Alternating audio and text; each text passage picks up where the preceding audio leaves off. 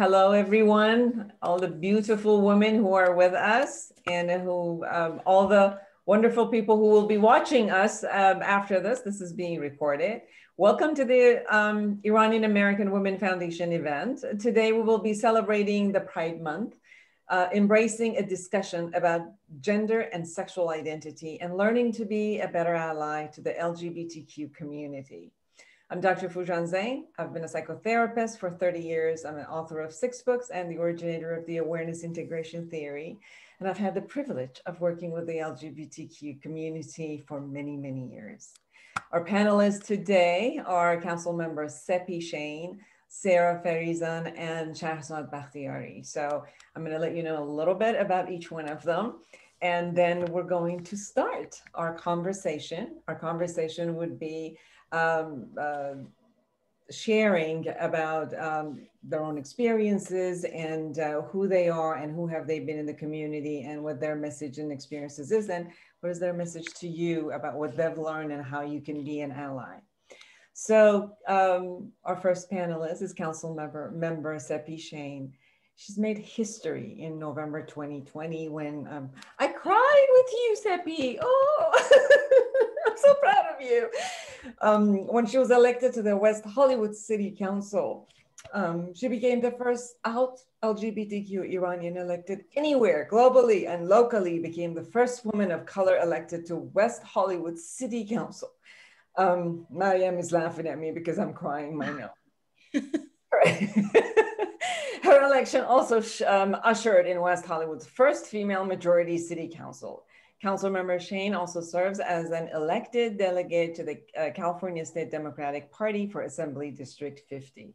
She received her Juris Doctorate with a specialization certification in litigation from Golden Gate University School of Law in San Francisco.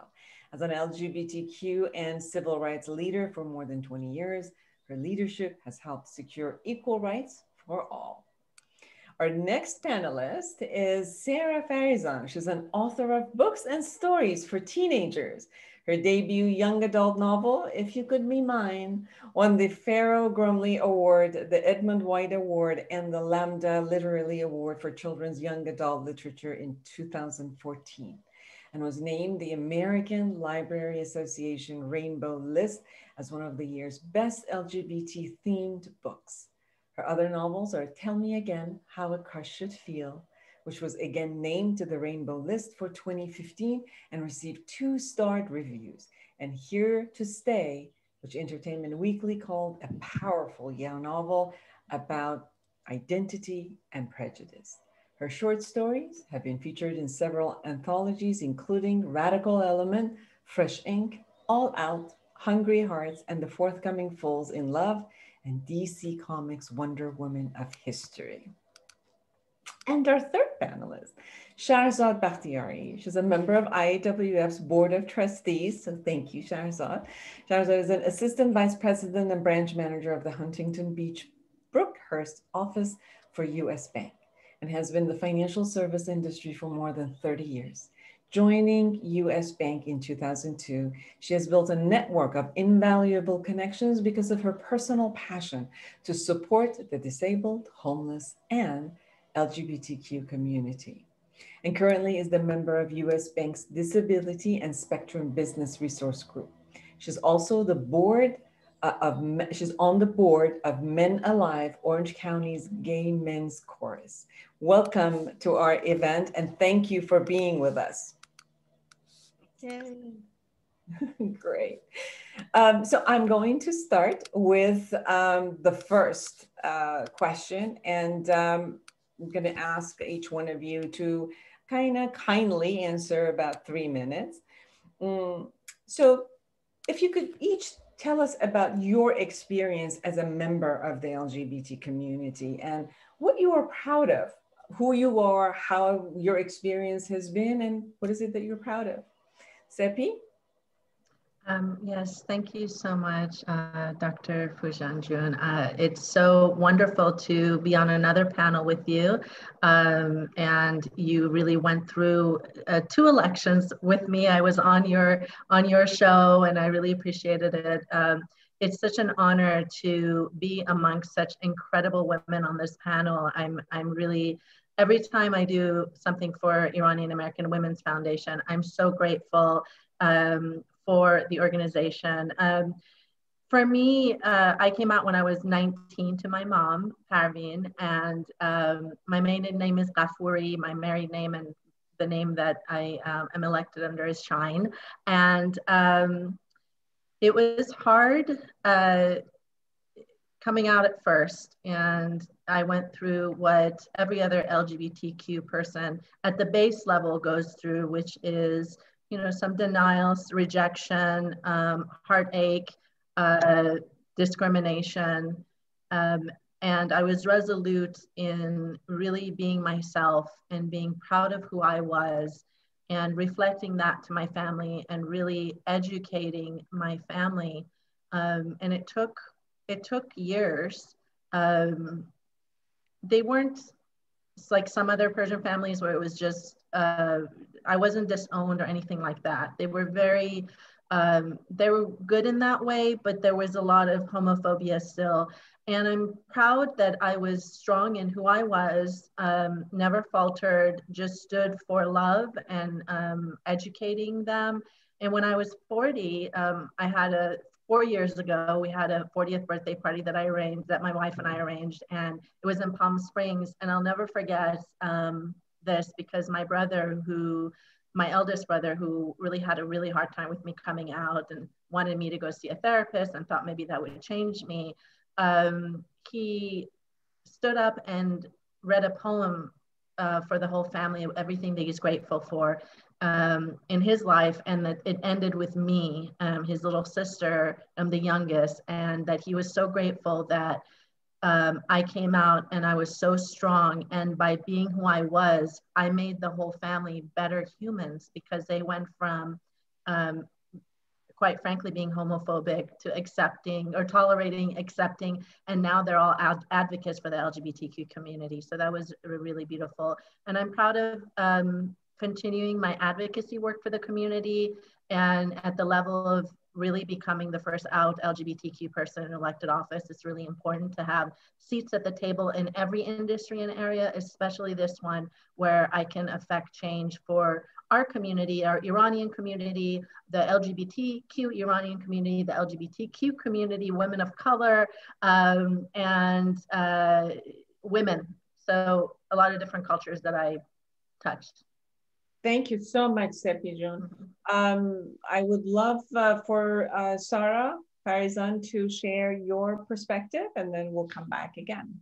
Sure. Hello, everyone. Salam. It's so nice to be with you and to actually be able to like come and talk about things that I didn't think I could ever talk about with other Persian people when I was a kid. So this is like really a big, awesome, cool thing. So thank you for doing this.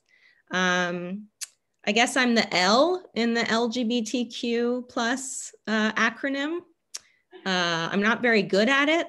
I haven't dated in a long time, and I can't use COVID as an excuse. I'm just very shy.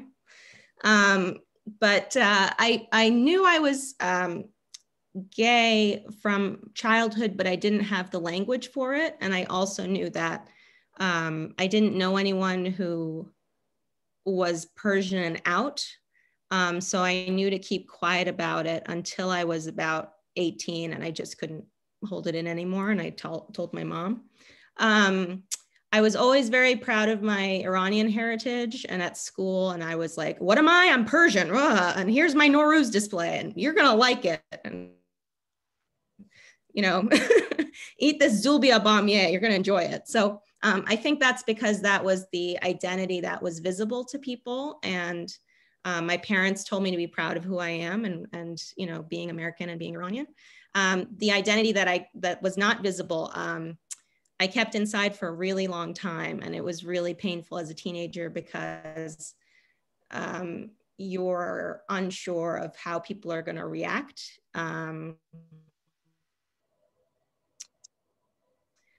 Like I'm already different in Massachusetts, didn't necessarily want to make my life more difficult. We live in a very patriarchal world where men certainly have their struggles, but things are kind of designed for them, no matter where you are in the world. And so I did come out, and thankfully my parents are wonderful and have loved me unconditionally. And I had adversity, I had bullying, and I had, you know, maybe things didn't go my way all the time, but I also knew that, you know, in other countries, particularly Iran and in other places, Uganda, there are people who cannot be visibly out. There are people who have to be in the closet. There are ramifications for being who you are and how you identify. And also, I think too that, you know, I think it's really difficult for trans people and gender fluid people versus people who are cisgender. So what I try and do in my books the best I can is I write books for teenagers that I wish I had as a teenager to help me with those topics. And also so people can start a conversation, like parents and teachers can read books. And one of the things I'm proud of is hearing from students of all orientations and all identities, but who read my stuff. So this is an example of Tell Me Again How a Crush Should Feel, where it's about a young girl growing up like I did, and she comes out to her Persian family, and hijinks ensue. And also a story from this book, Fresh Ink, which has been taught in a lot of classrooms in the United States and Canada anyway. And kids are reading it, and it's about a Persian girl named Yaseman who comes out to her grandmother. So it's been like a really good journey. Sometimes I wonder if I'm like, because I do want to write about things that are important to me, I hope I'm doing it the right way. Nothing I write is going to be perfect, but it's something that's always been important to me. And I'm always concerned with LGBTQ kids and how they are. Yeah. Thank you. Shahrazad, would you please share? Sure, thank you. I just want to say hi to Blessing Jacob. She's calling us from, or she's on Zoom from Nigeria.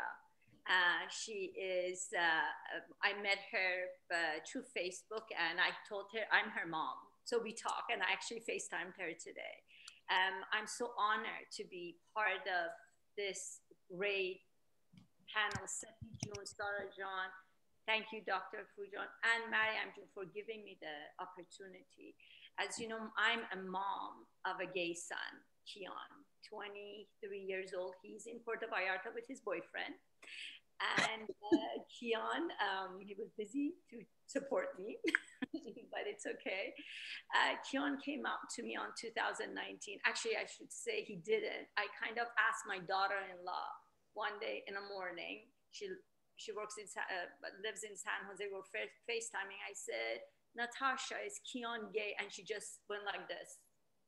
And then I got my answer. And the next day, Kian and I went on a walk, and Kian said, Mom, you know I'm gay. And I said, yes, and I love you. Prior to that, 2017, Kian went through a lot. He lost a lot of, he went to UC San Diego. After 3 months, he came back and he was sick. He lost a lot of weight, and I didn't know what it is. We started taking, you know, any kind of test, anything that we could go.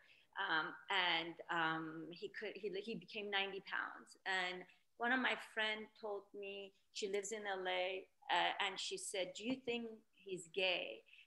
And I kind of shut down, and I didn't know what to do because no one talked to me about it.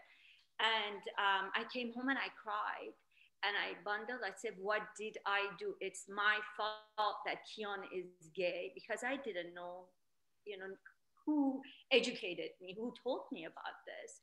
But after I seen Kian being sick, so I started telling him, oh my God, I love Don Lemon. I love, you know, Anderson Cooper. I want Pete Buttigieg to be our president. And, you know, he wouldn't say anything. Anyway, after I asked him, I said, why didn't you tell me? Why? And he said, we never talked about our sexuality. And I'm like, yeah, we didn't. who talked to me. So that's what it is. So I started I started reaching out to people. I wanted to be a voice of courage. I didn't have anyone to speak to. I didn't know if there is anyone. I'm so blessed that I work for US Bank, and we have a huge LGBTQ community. I'm on the BRG spectrum. We have Amy Walzer. I reached out to her. My sister, I told her first. Then I reached out to her, and then Mariam June, I called her. I said, Mariam June, I need a platform. I need to do something. And she said, yes, I could do this for you. And, then because of some stuff that has happened, I found now I want to help out kids in Iran. I want to help out kids that are in Turkey, that are in asylum. They're sitting, some of them need money. I want to raise money for one right now that needs $16,000. Rainbow Railroad is helping them. I drove to San Francisco. I met Dr. Nas. He's a sports medicine from Qatar, half Persian. He's helping the LGBTQ community in San Francisco by himself. He has no help. I said, I wish I lived there. I reached out to Dr. Peyman Raoufi. I'm going 200 miles an hour. I go to rooms and I talk. If they tell me I speak too much or I'm asking too many questions, fine, I'll go to another room. But that's it. Thank you so much for giving me the time. Thank you, Shahzad. I know that at this time and for the past almost 20 years, I've worked a lot with teenagers who were figuring who they were, their identity, their sexuality, and then worked also with a lot of people who were adults and in their 20s and 30s, and they've had different types of experimentation and they still couldn't figure out who they were. And also parents who would come to my office, yell and scream and say, I just found out that my daughter is lesbian or my son is gay, and I'm gonna bring them to you and you're gonna change them. So this array of, the ups and downs, and then also I've seen how much the Persian community has changed also. I've watched mothers just like you, Shahzad, who now, although it might be still odd for them, or fathers that are embracing, taking, and they're making sure that they're going through the responsibility of handling whatever their emotion is and being able to see and even handling their own community and their family. And so I've seen a lot of change. I've also seen a change where, there's a lot of movement in junior high about bringing education into the teens, which to me, it has both sides. It has the side of, destigmatizing it and allowing kids to know and look at all of it. It also at times puts pressure on them that they have to label themselves immediately and they can't figure out what label to put on themselves. And then, every 3 seconds they'll change the label and they're like, is this okay? Is this label okay? So there's a lot of movement that has changed, and I see this movement because of many of you who are in our panels who have worked and put yourself out there and educated the public. I also know that there are a lot of vulnerabilities, obstacles that have been, whether you as a parent or people who are lesbian or gay, and they've had to go through their ups and downs, and they've had to go through the ups and downs of their family. And some people really got traumatized, and I've also seen amazing resiliency of how this has transformed lives. I see on TV and media a lot more of movies that are truly about the relationship, and they're amazing movies that are coming out. So you could see more and more of this change coming into the media, into the public, into the conversation, and share with us your vulnerability or obstacle and resiliency, or something that you have experienced personally or have with others, so that that others who are listening to us also may connect and see that they're not alone. Seppi, would you like to start? Sure. I'm gonna focus on, rather than my coming out, I'm gonna focus on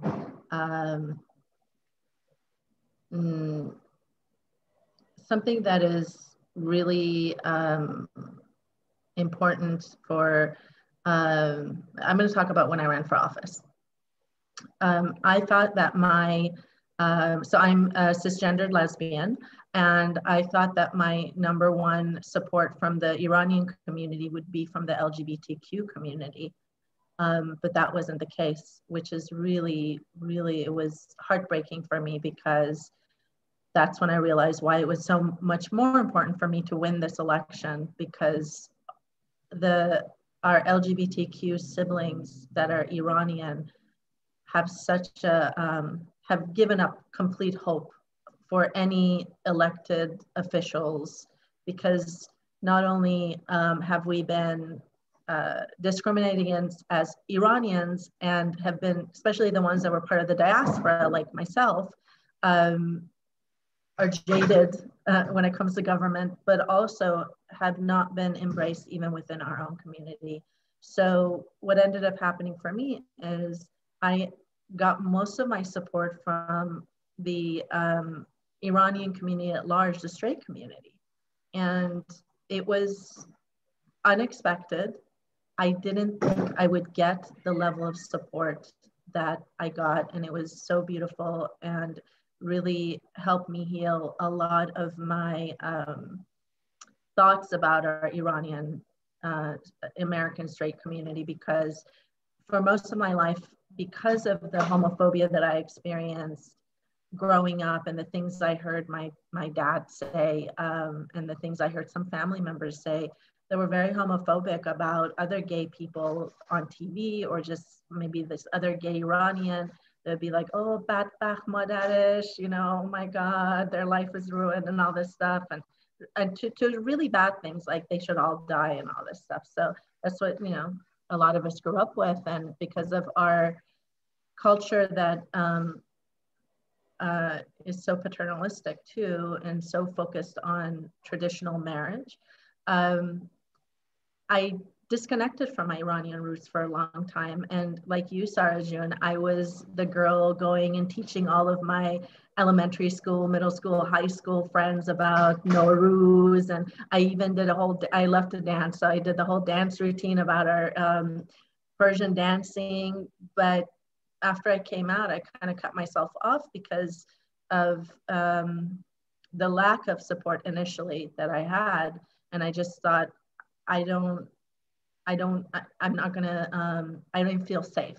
So the fact that when I ran for office, I got so much support. I got support from Mariam June, Fujan June, so many incredible women and men in the community, that it was very healing. And I think it's really important, especially for women, and Iranian women, and especially gay Iranian women, or and even more so, Sarah said, of transgender Iranian women, to be as supportive as possible, because it's so difficult to run for office as a woman, or, you know, it's difficult for women still. Like Sarah said, we are still in a world that caters and presents a much easier path for men. And I experienced it within my own LGBTQ community when I was running too. Misogyny exists in the gay community, and it was directed at me. Even though I'm part of the community, I still experience that. So marginalized communities really do need as much support as possible. And I was really happy to get it from our community. Thank you. What was is the obstacle that you faced within the community that you were in? And you said it had to do more about powerlessness and hopelessness, and not wanting to be out there supporting you because they thought you will never win. Is that what you thought it was?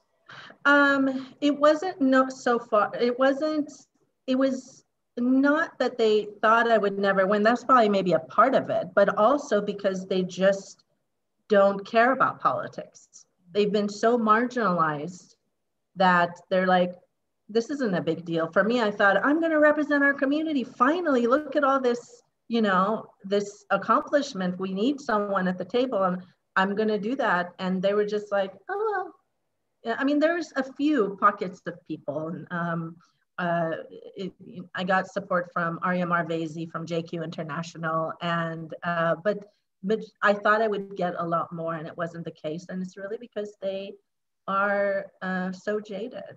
And hopefully now that I'm in office and they're seeing the things I'm doing, they will be able to see themselves. Right. And I remember I was so excited when Buttigieg was running for the president. I actually voted for him in the first round. Not because he was gay, but because it didn't matter that he was gay.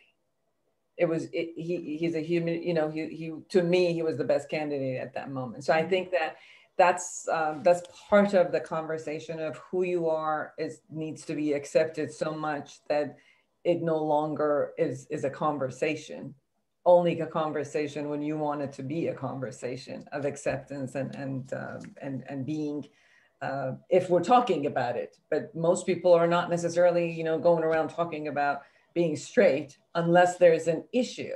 So this beauty concept of, as we go along, there's still a lot of work in the US, there's a lot of work in a lot of countries. And then obviously we're talking about countries who you still cannot do that or you'll be dead. So there's a lot of work to be an ally and to be accepted as who you are, just as the identity as you are. Thank you so much. Sarah? Oh gosh, well, again, I'm not very good at dating, so that's been tough. Although my mom these days, she's like, you know, so-and-so's daughter, she's gay and she's getting her PhD. So she's a doctor. So you could try and, you know, call her, but I will not call. I'm scared. I don't know this person either. So anyway, I'm just trying to bring a little levity because I know what we're talking about is so important and so serious. And I'm so glad that we're doing it. But also, you know, I think too, like for as much like junk that's in the way, for as many obstacles and for as many stuff that can really diminish a person's humanity and life, there's also a lot of fun stuff about being queer. You know, and there's a lot of like really creative and smart and wonderful people out there who are queer and there's nothing wrong with them, you know. I think for me, a lot of challenges have come with like, sometimes my books aren't as publicized or they're banned, or there will be resistance from like a few parents about why are you teaching our kids this story? But what's really been interesting is seeing a lot of parents being like, shut up, we love this story, get out of here. You know, it helped my, it helped my kid, you know? So that's been nice as the years go on. I'll say school visits are interesting because I only go where I'm invited. I don't go where, like, I'm not like, hey, I've got some books if you want. I want to make sure that like I'm safe and the kids there know what the book's about. And so there's not any kind of issue. I got the great opportunity to travel to Australia for a program there called Reading Matters. And it was a book conference, and then a few authors got to go to different territories. So me and this other Australian author named Will Kostakis, he's Greek Australian, and he's great at school visits. I mean, he's awesome at it. And I was really new. This is 2015. And I'm like, I'm in Australia. I don't know. G'day, mate. You know, and we went to some schools in Brisbane. And the first school we went to, and my books, you know, the characters are Iranian or Iranian American. They're definitely queer. They're trans characters. They're gay characters, bi characters in it. And the librarian there, and it was a Catholic boys' school. So I was like, are they sure they invited the right person? And the librarian said, we're so glad you're here. We, you know, it's amazing. And wow, America, and so cool. But can you not talk about the gay stuff in the book? Because, you know, so I had to do this whole on the fly presentation about stereotypes about different types of people and what kind of like, what are some stereotypes you have of Americans? Here are some stereotypes I have about Australians. Like, what do you think of when you think of Iranians, and, you know, that kind of thing. But Will saw it. I mean, he was there and he saw it. And then we went to the other schools in Brisbane, and these schools were like lower income. They had more like students of color and Aboriginal students who were really excited to see me because I had black curly hair, and they're like, oh, you wrote a book? Tell us more about it, you know, that kind of thing. And I got to do the presentation as it was. And this one girl after came up to me and Will and said, how did you come out to your parents? Which doesn't necessarily mean anything, but in my head, I'm like, this kid is clearly asking, and it's a white Australian girl, like, so I said, well, you know, I thought it would be hard, and everybody's family is different and everyone's journey is different, but take a copy of my book and, you know, and see what you think. Will, 2 years later, came out himself of the closet. And he said that the reason he did that, or a big catalyst for why he did that, is because he saw me on the school visits with him. And then he got banned from a lot of school visits. Now he's back in the game and doing great. But there was a while where even in Australia, the school visits that he was doing and was getting invited to, they canceled it. Now he's doing great, and he's living a full, happy life. And he's always on Instagram doing selfies. But I think that's an example of, you don't know what kind of larger actions you take by the small actions and being who you are, you know, when it's safe to do that. Absolutely. And I think that when you trust yourself and share who you are, it's automatically inspiring for people. They hear you and they connect, and that's who they are, and they will come out at being who they are. I remember for almost 4 years, I had the privilege of working with a transgender, and she, around age actually 38, 40, decided to change her body into change her body now into a female. Working in one of the most male-dominated industries for almost 20 years, engineering, airplane, and I don't want to name this, so I'm just kind of like changing some of the stuff for you guys. She went to, her biggest fear was that her father was gonna come and kill her. And so it was a lot. And then the other part was her sister came to her and said, I heard this, but I just can't figure out how I've had a brother for so many years, and now I've got to have a sister. I can't figure this out. I have to handle this. She went to HR, and HR supported her into shifting. So she went on a vacation for 2 weeks, and then HR kind of prepared everybody. And I was really proud of this company actually for supporting her this way. And on a Monday, she came out fully as a female, going to the same group, to the same people. And so now the conversation was, how do I walk on a high heel? And we had to kind of like practice in our sessions in how to do that. And then which bathroom to go to. So that was a huge, huge conversation at that time, which we know then it became a political conversation after a while. And she saw that, yes, no matter what, there are going to be people who are going to be ignorant, and they were going to be prejudiced, and they were going to be nasty. And to her surprise, there were a lot of people who were loving and took her in. And she said, I got to tell you, when I stand beside the same group at lunch and we eat, when I presented myself as a male, the dialogues were different. than now that I am as a female. And it's so different that this gender identity is so real and it's so different. And, you know, she's doing amazing. I just think, you know, it's walking through transitions of people who need to accept who they are and be proud and just live who you are. And that's, I think it's inspiring. So thank you for sharing. Shahrzad Jan, tell us about obstacles as a parent that you go through, watching your son go through the vulnerabilities and the resilience. Sure. First, I want to tell Sarah John, I'm not shy. Give me your book. I will go door to door for you. Don't worry about that.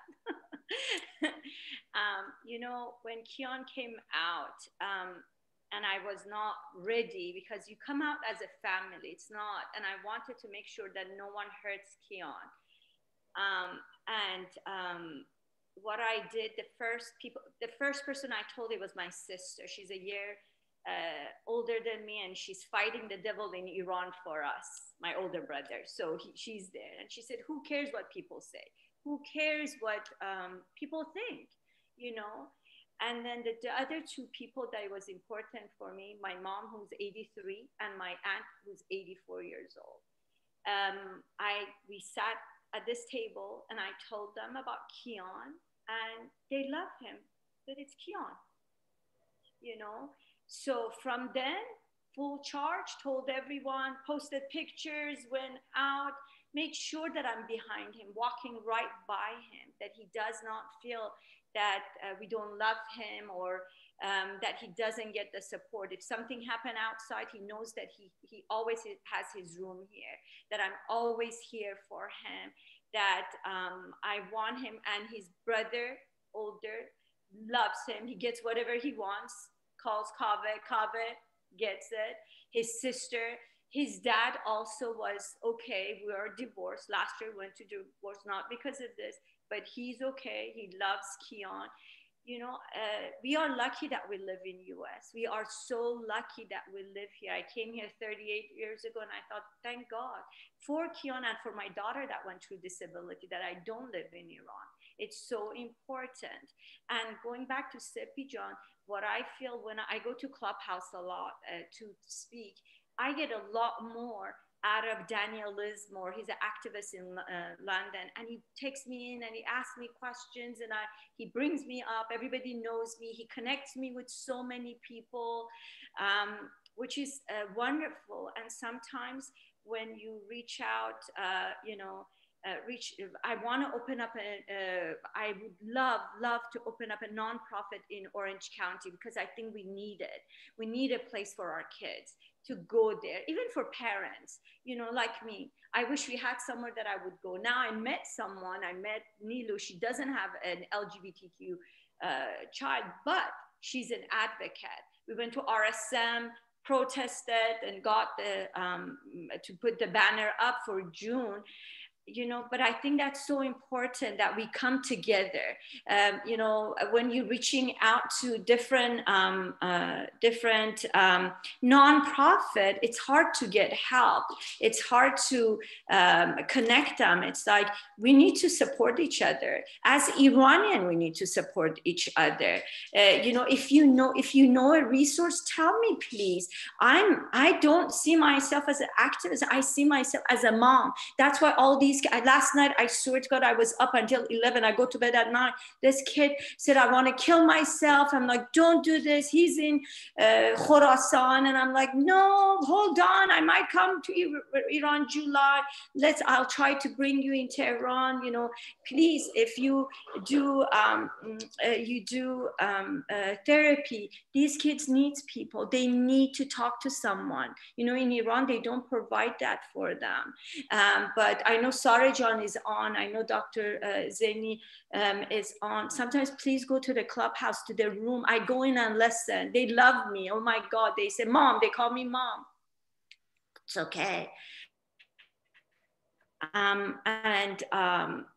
I just want, I want to be a true ally, but I need to learn what to. I want to learn from Sepi Jun, from Sarah John, from Safura John. I think I see her flag behind her. From everyone, you know, when Blessing tells me her mom disowned her, she hasn't spoke to her mom for 3 years. It breaks my heart. You know, I wish I had a big house and bring all these kids to my house. I would build one in Turkey, one here, and invite everyone. That because I talk from my heart, and I hope one day we could do that. We could help every kid, that no one goes without their parent, and they have somewhere to go, that they will love them and they're safe, because there's a lot of bad people that will hurt our kids. So that's what I love to do. I'm sorry, I get emotional when I speak about this. So thank you. Yeah, your love, your passion is beautiful. Sepi just wrote, and I'm saying this for everyone to know, that Jewish Queer, JQ International, and Raha International Non-Denominational are both Iranian LGBTQ organizations in Los Angeles that you can connect with. So thank you, Sepi Jan. Based on what you were also talking about, Shahrzad, I think that is important to know if there are people who want to be an ally, who want to do something for the community. What is it that people can do? People like yourself might have the love and the passion to be able to be there. For me, what I do, obviously in therapy, is to create the space of acceptance and unconditional regard and love for people to just get to know themselves, and to be okay with who they are, and to be okay and distinguish between you know, some of the belief systems they've had from before, which are not valid, and how to shed those belief systems and look at the reality of who they are, or their family. So, you know, family who comes to them and says that I'm lesbian, that I'm gay, that I'm transgender, bisexual, fluid, you know, any of the any experience that I have, that as you know, I'm not hurting myself or anybody else. It's a true experience that it just needs to be lived. So that's something that I'm doing, and then obviously with media and other places I share. I'm going to ask all of you panelists to share with people that if they wanted to take a step, if they wanted to take a stand, whether it was for themselves or someone in the community, what do you suggest for them to do? Sepi? This is such an important question. And Poojanjan, I just want to acknowledge you for being such a strong ally for so many years, and I appreciate it. It's so appreciated. I'm going to talk about different levels of allyship. First, when your friend, Iranian friend, non-Iranian friend, LGBTQ friend, just to say that, or family member comes out to you,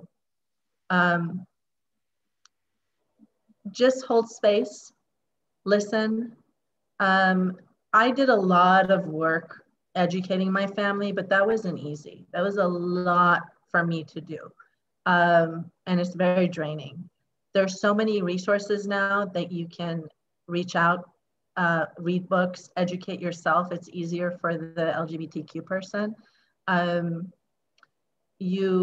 There's also PFLAG, Parents and Friends of Gay, Lesbian and Gays, to reach out to go to group sessions and learn from other allies and families of our community. Please don't ask about sex.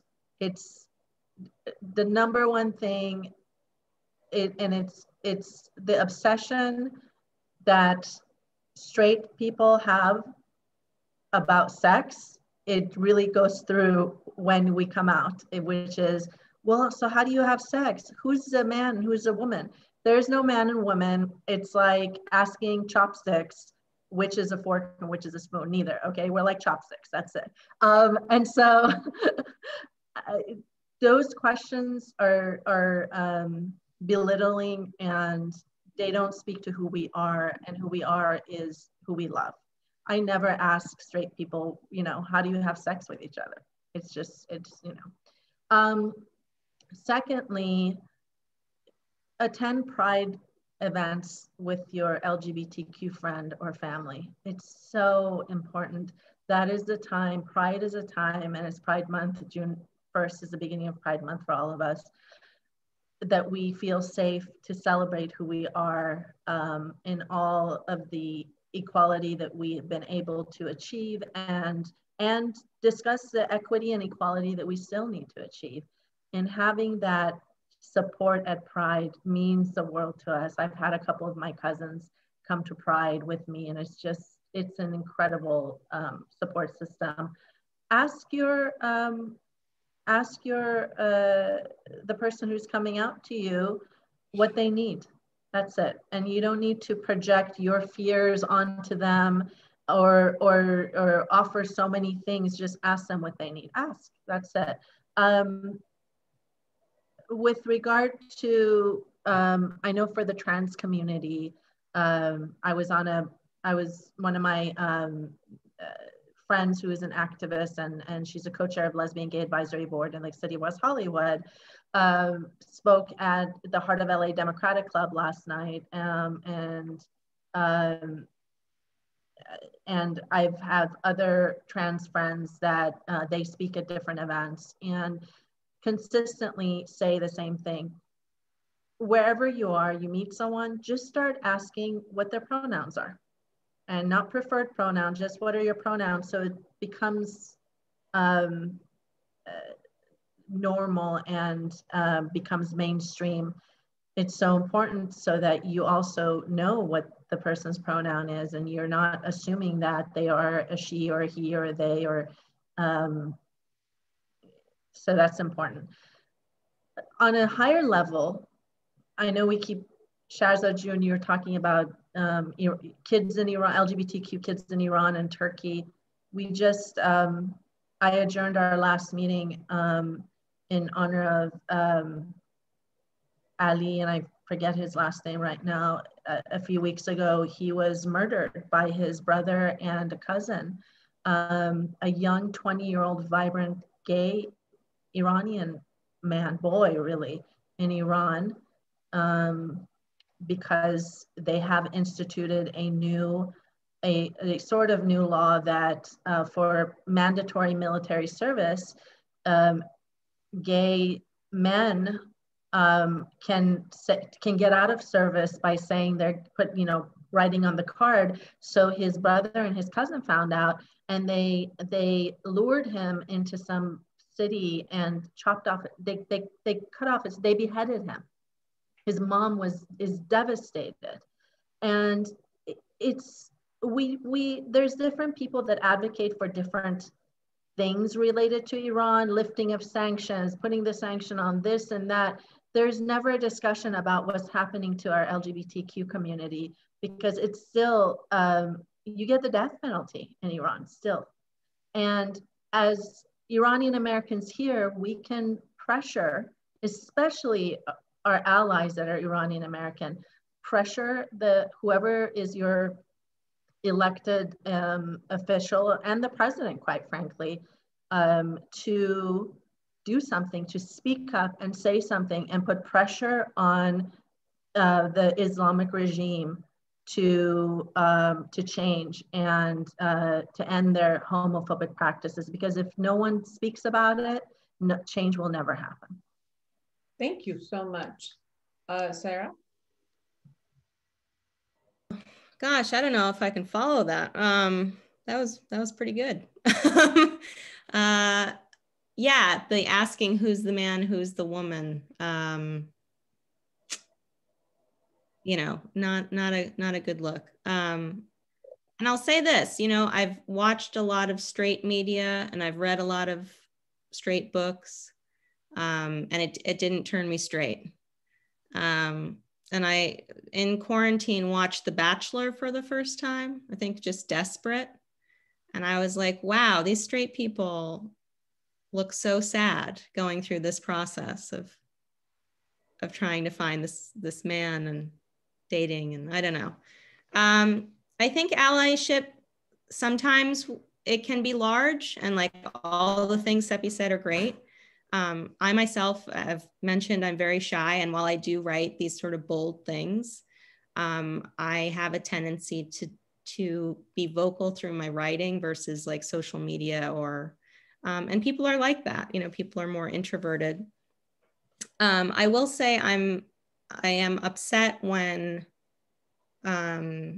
people bother kids. So there's a lot of, in this country, anti-trans legislation in a bunch of states right now about which kids are allowed to play sports and which aren't, which is messed up. So please read about that. I would say also like small things, like what Seppi said about making space. I know when like parents just want the best for their kids, you know, if you're a really good parent, they just want the best for their kids. And they also want you to one day have a nice car maybe and be a doctor. I don't know, just the expectation of, you know, muhandes, doctor, you know, this kind of thing. But if you don't respect your kid, because, you know, and the asking like, are you sure? Like if a young kid comes up to you and says, this is how I'm feeling, and you say, are you sure? Are you really? That kid has worked up a lot of courage to tell you, and they're not, you know, they're like, maybe the identity will evolve. Maybe things will change, not the way you think, but things will be like, oh, I identified first as bi, but now I think I'm gay. Or, oh, I identified as gay, but now I actually think I'm, you know, asexual. So just, and yes, Google is your friend. PFLAG is great. I wish there was a PFLAG for like Persian parents, but also just Middle Eastern parents, you know, like there are great groups like the Trevor Project, or groups that address like bullying of LGBTQ kids, which is so important. But I don't know of any like national group that's like for anti-Islamophobic bullying or kids who are, you know what I mean? So I think there's room in that department, but that's a different panel that I'm not equipped to be on. But I think the whole thing is respect, right? I mean, we all want to be treated with respect, and you want others to be treated with respect. And if you're at a mehmuni and that guy that you don't really like, who always gets invited and he goes first in line for Ghormeh Sabzi, and you got to wait for him to get the Ghormeh Sabzi, and he says something that's a little off color, or he says something that's a little, you know, not that funny, you can let him know, like, I actually don't think that's very funny. So I'm going to take away your tahdig until you think about what you said. And, you know, there are little things, and they don't have to be, I mean, loud is good. We need loud. We need people like Seppi to be loud who are in office. I'm not saying, but there are also smaller things where if you feel like I'm not quite ready to shout it out. And they're also, you know, I'll say this, you probably know a lot of LGBTQ people. They're just not out to you. Or your future son-in-law's sister, or your, you know, new boss. You know what I mean? Imagine you say something really homophobic and your new boss is like, actually, my husband and I, we're going away this weekend. So, and you're not invited to the company picnic. So I think things change with time, and I'm hoping that things get better, but I'm glad that people want to listen and learn, you know. I am all for the consequence of taking away tahdig. Yeah. This is it. I'm all for it. Thank you. Shahrzad John? Thank you. Seppi John, I did reach out to Shervin, and he's the one that wants to open one in Orange County. So I have done that. I told him I'm your person. You know, when this panel was happening, I invited a lot of my friends that are, you know, straight, and a lot of them are not here, or they don't support me anymore, or I don't have any connection because they are so afraid to be connected with LGBTQ plus community. And sad that why are they so afraid? What are you afraid of? And I posted, you know, whoever, sometimes on Facebook, I get asked for date, and I put the only thing I put for them, are you supporting LGBTQ community? That's why I'm here. And that's what I tell them, because that is my focus. That's what I want to be, and be an ally. And everything that Seppi John said and Sarah John said, but what I would love, we need funding. How can we raise money to help the kids in Turkey right now? You know, that's what I like to do. And we need mental help for them. So if you cannot provide money, but you could provide mental help, that's what one of them, I promised him last night. I said, I will try to get one for you. This is how to be an ally. You don't have to really support with money if you can, but you could do another, speak up, you know, when you go somewhere. You know, I'm not shy at all. I used to be shy. I used to cry if I had to speak to front of someone. But now, my God, you can't shut me up. You give me a platform and I go and I run and I talk, and that's what we need to do. We need to let people know, educate them, learn. I'm still learning. I still reach out. I don't know everything. I make mistakes. But I ask, please tell me, teach me, how can I be a better ally? What can I do? Because I think we are stronger together. We need to help each other, support each other whenever we can. And who cares what people think of us? Our kid, I don't care what they think. They could think whatever. I love Kian. I only see Kian, and that is all that it is important for me. When I see my child walking, giving me a hug, saying, Mom, you're the best thing happened to me, what else do I want? You know, he hugs me. I have to beg him to come and see me. But hey, when he comes, I love him. And thank you for letting me speak. I could go on forever, but I know we're almost out of time. Thank you. Thank you so much. Thank you for all the panelists for sharing yourself, sharing your inspiring moments, sharing the way that you've had to experience and your resiliency, and kind of like putting yourself out there, facing all that you needed to face, being who you are, and you're all three of you are inspiration. We want to thank US Bank for sponsoring this session with us. And I really want to thank Iranian American Women's Foundation for creating the venue and being there for all of us, women who are out there. And I think it's one of the most important facts of just us being human, human to human, regardless of you know, the sexual orientation, gender identity, what color we are. We're human. And I think that more than anything, what I've learned is you know, the ability to be loving each other, and the ability to accept each other, and the ability to see who we are and see another human being as who they are, and be able to connect heart to heart, mind to mind, heart to heart, and experience that in between where it can be inspiring. And I think this is something that the three of you, our panelists, does. This is what Iranian American Women's Foundation inspires to do. Thank you so much for our CEO, Mariam Khosravani. Thank you for Salime for also hosting us, and all the hard work you do. And thank you for all of you who are with us and listening to us with your heart, and hope that you go ahead and share this video with everyone you know. So that's another way that you can be an ally. Share this video after it's put on you know, our social media, and share it as many people that you know. So and put your beautiful comments under it, so that you can be part of what we're doing, which is being an ally for our community. Thank you everyone for being with us. Our time is done, and create an amazing day for yourself and everyone around you. Bye-bye.